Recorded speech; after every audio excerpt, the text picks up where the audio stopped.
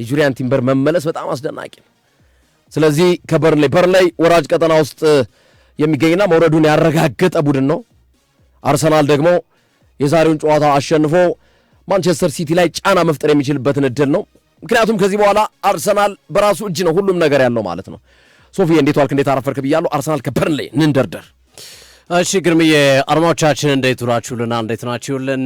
አሪፍ ቆይታ ይኖረናል። ዛሬ የሚጠበቅ አሪፍ የፕሪሚየር ሊግ የ37ኛ ሳምንት ጨዋታ አለ። በተለይ አርሰናል አንዳችን ከን ይገጥመው ይሆን የሚል ከፍተኛ የሆነ ሀሳቦች ይንጸባረቃሉ። በተቃራኒው ይህንን ጨዋታ መድፈኞቹ አርሰናሎች በቀላሉ በማሸነፍ የዋንጫ ጉዟቸውን አጠናክረው የሚቀጥሉበትን ሂደት መፍጠር ይችላሉ የሚል ሀሳቦችም ተያይዘው በሁለቱም ጎኖች በኩል እየተነሱ እየተመለከትናቸው እንገኛለን። ከዚህ አንጻር እንግዲህ የሚጠበቅ ነው ሁለቱ ቡድኖች ያሉበት አራምባና ቆቦ እንደሚባለው አይነት አንዱ ከላይ አንዱ ከታች። አርሰናል የሊጉ መሪ ነው። በርንሌይ ደግሞ 19ኛ ደረጃ ላይ የሚገኝ ቡድን ነው እንመለከተዋለን። ስለዚህ የሁለቱ ቡድን ያሉበት የደረጃ ሰንጠረዥ ያሉበት ሁኔታ የውድድር ዓመታቸውን ያሳለፉበት መንገድ እና መሰል ነገሮች በፍጹም የሚገናኙ አይደሉም። እጅግ ከፍ ያለና የተለየ ሁኔታ ውስጥ ያሉ ናቸው። ለምሳሌ አርሰናል አንደኛ ደረጃ ላይ ነው የሚገኘው። በርንሌይ 19ኛ ደረጃ ላይ ነው የሚገኘው። አርሰናል 79 ነጥብ ሰብስቧል። በርንሌይ 21 ነጥብ ብቻ ነው የሰበሰበው። ኦልሞስት እንግዲህ በሁለቱ መካከል ከ58 ነጥብ በላይ ኦልሞስት ወደ 60 ነጥብ የሚጠጋ ልዩነት አለው በሁለቱ ቡድኖች መካከል በሰበሰቡ ነጥብ። አርሰናል 68 ጎል ተቃራኒ ቡድን ላይ ሲያስቆጥር በርንሌይ ያስቆጠረው 37 ጎሎችን ብቻ ነው። በዚህ ብቻ አያርቅም። አርሰናል በተቃራኒ ቡድን ያስተናገደው ዩቲዩብ ላይ ድምፅ እያሉ ነው። ዴቭ አስተካክልልን። ዴቭ ድምፁን ዩቲዩብ ላይ አስተካክልልን። እሺ እንቀጥላለን። ምናልባት ያልሰማችሁ ካላችሁ ለመድገም ያህል የሁለቱ ቡድኖች ልዩነትን ለማስረዳት ያህል ነው። በስታቲስቲክስ ወይም በቁጥር ደረጃ አርሰናል አንደኛ ነው፣ በርንሌይ 19ኛ ነው። አርሰናል 79 ነጥብ ሰብስበዋል፣ በርንሌይ 21 ነጥብ ሰብስበዋል። ኦልሞስት የ60 ነጥብ ልዩነት አላቸው በሰበሰቡ ነጥብ። አርሰናል 68 ጎሎችን ተቃራኒ ቡድን ላይ ሲያስቆጥር በርንሌይ 37 ጎሎችን ያስቆጠረው። አርሰናል 26 ጎሎችን ብቻ ሲያስተናግድ በርንሌይ በ3 እጥፍ 73 ጎሎችን አስተናግዷል። አርሰናል 365 ሹቶችን ወይም ሙከራዎችን ሲያደርግ በርንሌይ 224 ሹቶችን አድርጓል። አርሰናል 177 ኢላማውን የጠበቀ ሙከራዎችን ሲያደርግ በርንሌይ 110 ኢላማውን የጠበቀ ሙከራ አድርጓል። አርሰናል 188 ኢላማውን ያልጠበቁ ሙከራዎች ሲያደርግ በርንሌይ 114 ኢላማውን ያልጠበቀ ሙከራ አድርጓል። አርሰናል 158 ኳሶችን ብሎክ ሲያደርግ ወይም ሲከላከል በርንሌይ 110 ኳሶችን ተከላክሏል። ፓስ አኩሬሲ ወይም ደግሞ የኳስ ቅብብል አቅማቸው አርሰናል 84%፣ በርንሌይ 78% ነው። በዘንድሮው የውድድር ዓመት ከመሸነፍ ተነስቶ ነጥብ በመሰብሰብ አርሰናል 9 ነጥብ አሳክቷል፣ በርንሌይ 10 ነጥብ አሳክቷል። በተቃራኒው እየመሩ ነጥብ በመጣል በርንሌይ እየመራ 15 ነጥብ ጥሏል። አርሰናል እየመራ 9 ነጥቦችን የጣለበትን ሂደት እንመለከታለን። አርሰናል እንግዲህ ከሁለቱ ቡድኖች ግንኙነት ስንመለከት 99 ጊዜ ተገናኝተዋል። አርሰናል 49ን አሸንፏል፣ በርንሌይ 29ን አሸንፏል፣ 21 አቻ ወጥተዋል። አርሰናል ባለፉት 19 የፕሪሚየር ሊግ ጨዋታ ከበርንሌይ ጋር በሜዳውን ከሜዳ ውጭም ባረጋቸው ጨዋታ አንዴ ብቻ ነው የተሸነፈው። 2020 ላይ 1-0 የተሸነፈበት። ከዛ ውጭ 14ቱን አሸንፏል። በአራቱ አቻ ወጣበትን ሂደት ተመልክተናል። ባለፉት 19 የፕሪሚየር ሊግ ግንኙነታቸው የሁለቱ ቡድኖች ግንኙነት በርንሌይ ከአንድ ጎል በላይ አርሰናል ላይ ያስቆጥረው አያውቁም። በአጠቃላይ 9 ጎሎችን ያስቆጥረው አርሰናል ላይ በርንሌይ በ19 ጨዋታ በ19 የተከታታይ ጨዋታ ከአንድ ጎል በላይ በበርንሌይ ተጫውቶ ባለማስተናገድ ብዙ ጨዋታዎችን አንድን ቡድን ገጥሞ ረጅም ጨዋታዎችን ገጥሞ ከአንድ ጎል በላይ ሳያስተናግድ ብዙ የተጓዘበት አርሰናል በርንሌይ ነው። አርሰናል 10ሩንም የፕሪሚየር ሊግ ጨዋታ ከወረደ ቡድን ጋር ተጫውቶ ባለፉት 10 ጨዋታዎች 10ሩንም አሸንፏል። 100% ሪኮርድ ነው ያለው አርሰናል። ወራጅነቱን ያረጋገጠ ቡድን ገጥሞ አርሰናል 100% ሪከርድ ነው። ከ10 አሸንፏል።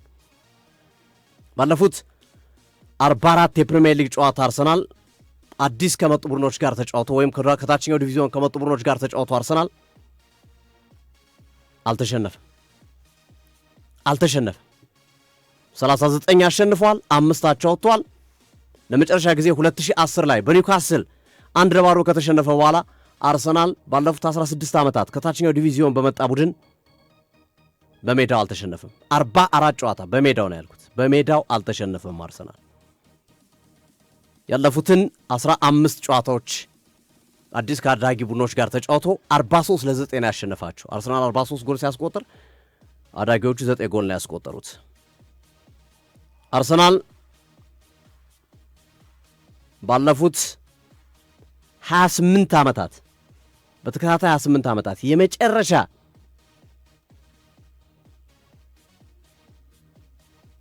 ጨዋታውን በሜዳው አድርጎ የተሸነፈው አንድ ጊዜ ብቻ ነው። 23 አሸንፏል፣ 4 አቻ ወጥቷል አርሰናል። ባለፉት 28 ዓመታት አርሰናል የመጨረሻ የሜዳ ጨዋታው አንድ ብቻ ነው የተሸነፈው። ልብ በሉ አድማጮቻችን፣ በአስቶን ቪላ 2010-11 ላይ 2-1 ከተሸነፈ ወዲህ ባለፉት 15 ዓመታት አርሰናል በመጨረሻ የሜዳው ጨዋታ አልተሸነፈም። በርንሌይ ከአለፉት የመጨረሻ የሜዳ ጨዋታ ከሜዳ ውጭ ካረጋቸው የመጨረሻ ጨዋታዎቹ ከ9 ጨዋታ 2ቱን አሸንፈዋል። አስቶን ቪላን 2014-15 ላይ፣ ኖርዊች ሲቲን 2019-20 ላይ ከ9 ጨዋታ 2ቱን ብቻ ነው በርንሌይ ማሸነፍ የቻሉ ከሜዳው ውጪ የመጨረሻ ጨዋታ ተጫውቶ ማለት ነው። ዘንድሮ አርሰናል 16 ጨዋታዎችን በክሊንሺት ነው ያሸነፈው። ከዚህ በላይ 2023-24 ላይ 17 ጨዋታዎችን በክሊንሺት ማሸነፉ ይታወሳል። አስገራሚው ነገር አርሰናል ዘንድሮ ካሸነፋቸው ወይም በክሊንሺት ከወጣባቸው 16 ጨዋታዎች 7ቱ ወደ ግማሽ የሚጠጉት በ1-0 ውጤት ነው የጨረሳቸው። በተመሳሳይ በ1-0 ብዙ ጨዋታ ያሸነፈበት የውድድር ዓመት 1998-99 ጨዋታ ነበረ። ከዛ በኋላ እንግዲህ ከ27 ዓመታት በኋላ ለመጀመሪያ ጊዜ ወይም ደግሞ ከ27 ዓመታት በኋላ ብዙ ጨዋታ በ1-0 ያሸነፈበት የውድድር ዓመቱ ነው።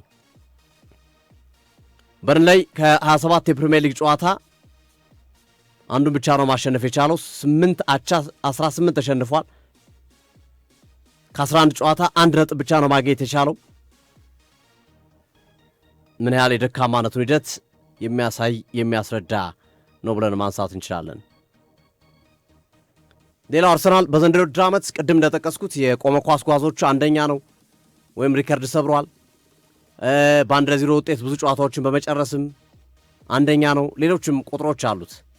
ከዛ ባለፈ ግን የአርሰናል ሌላው አስገራሚ ቁጥር ከተቀያሪ ወንበር ተጫዋቾች በተነሱ ተጫዋቾች አርሰናል 17 የፕሪሚየር ሊግ ጎሎች አግኝቷል። ወይ አሲስት አድርገዋል ተቀይረው የገቡት፣ ወይ ጎል አስቆጥረዋል። ባለፉት 17 የፕሪሚየር ሊግ ጎል ተሳትፎ አድርገዋል ተቀይረው የሚገቡ ተጫዋቾች። ሊያንድሮ ትሮሳርድ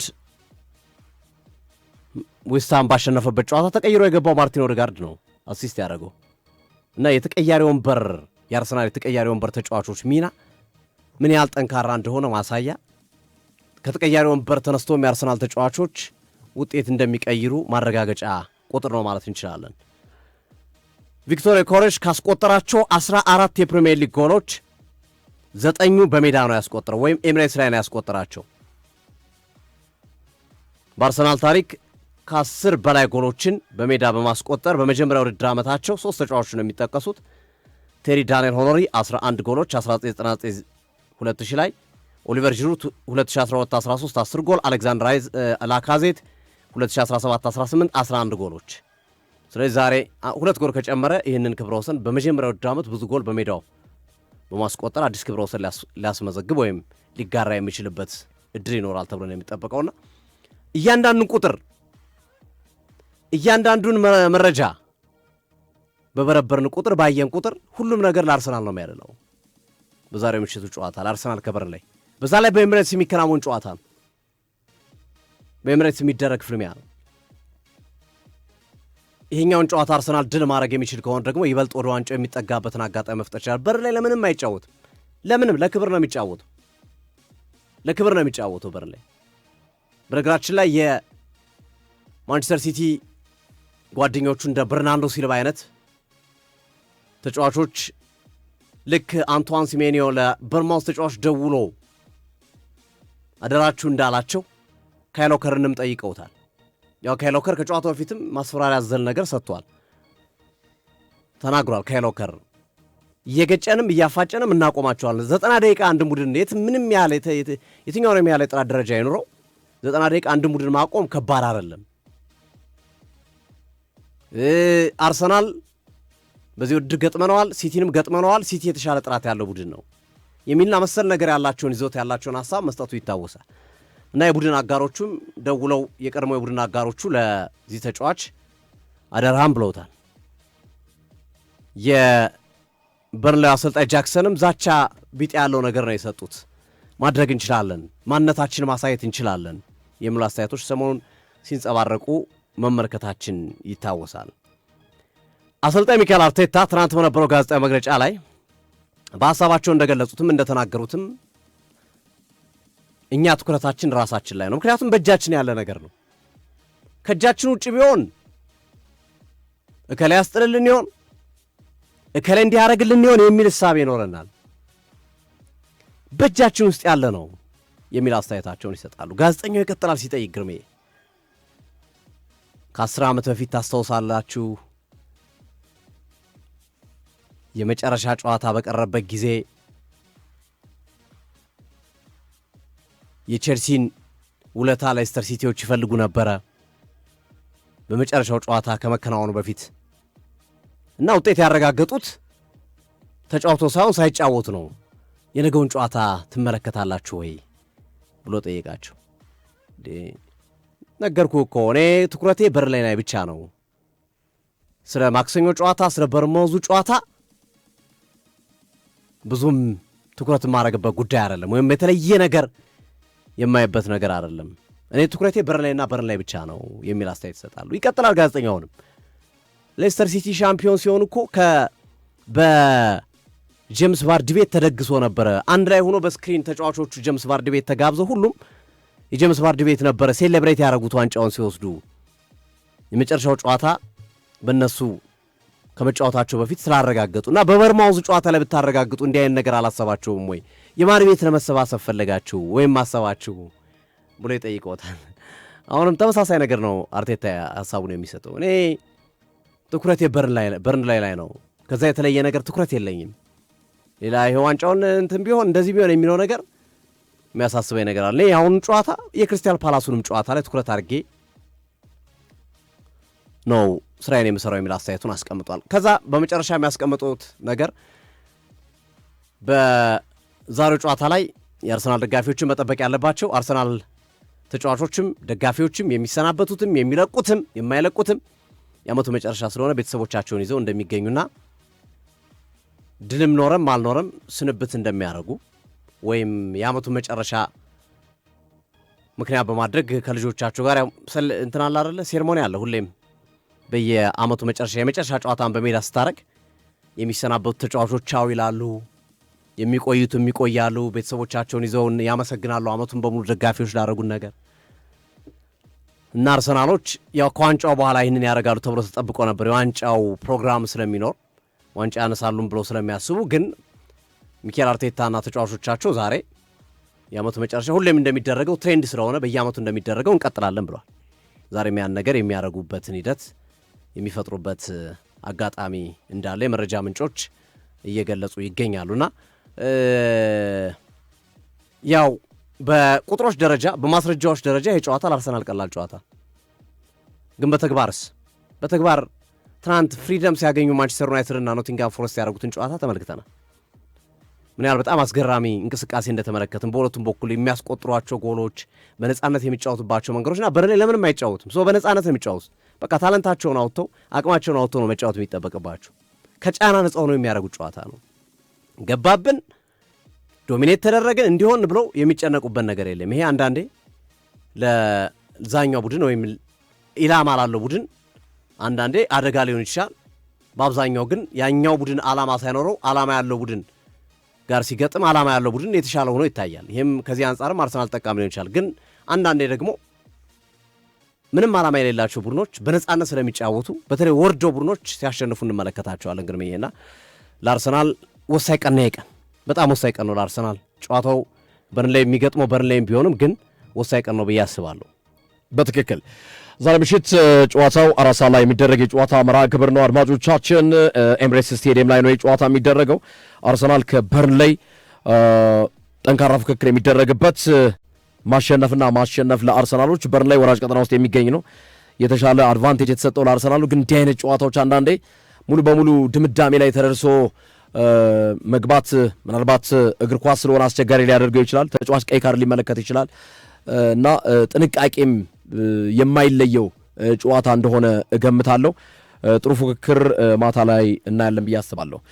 ትናንት ማንቸስተር ዩናይትድ 3 ጎሎችን አስቆጥሮ አሸንፏል ከኖቲንግሃም ፎረስት ጋር 3-2 በሆነ ውጤት። እሱን ጨዋታ